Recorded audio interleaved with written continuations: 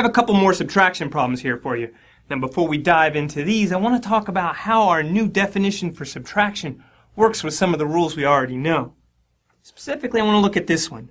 Negation distributes over addition. This isn't a new rule, this is just the distributive property. You have the negation of the sum, you get the negation of the first term plus the negation of the second term.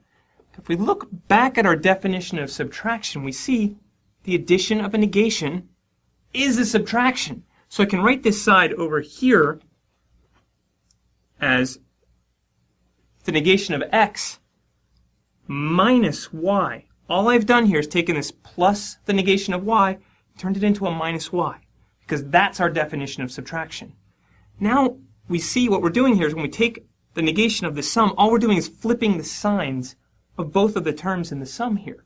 We turn this x into a negation of x and this plus y into the negation of y.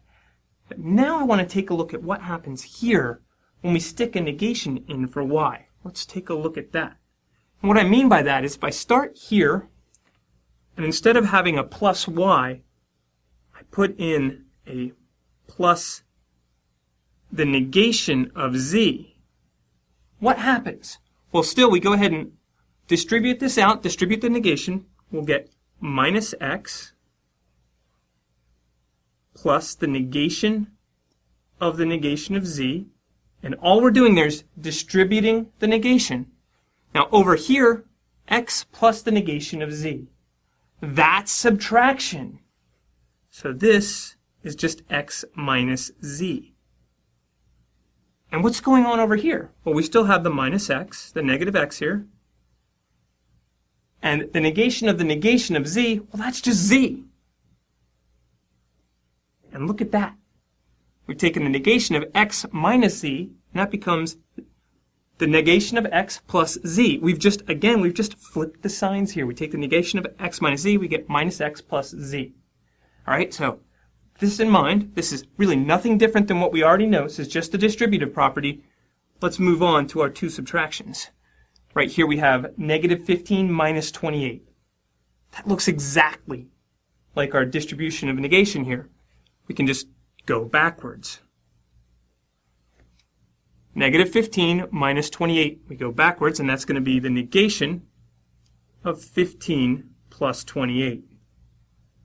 And we can check ourselves here by looking at it going this way. Negation of 15 plus 28, that's minus 15 minus 28. 15 plus 28 is just 43. So our answer is negative 43. And we're done with that one. On to the last problem. Oh, this one looks a little trickier. It doesn't really look like either one of those.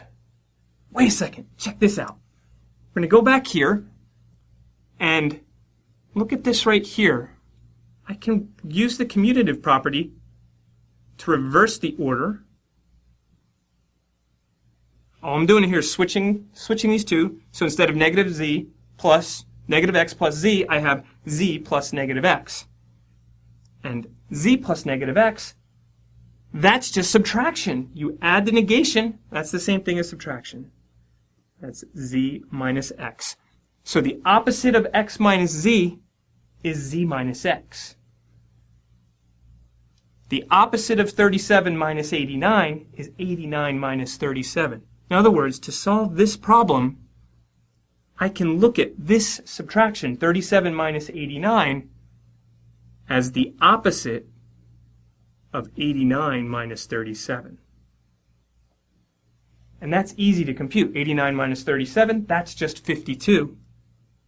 So our answer is negative 52. And we're done.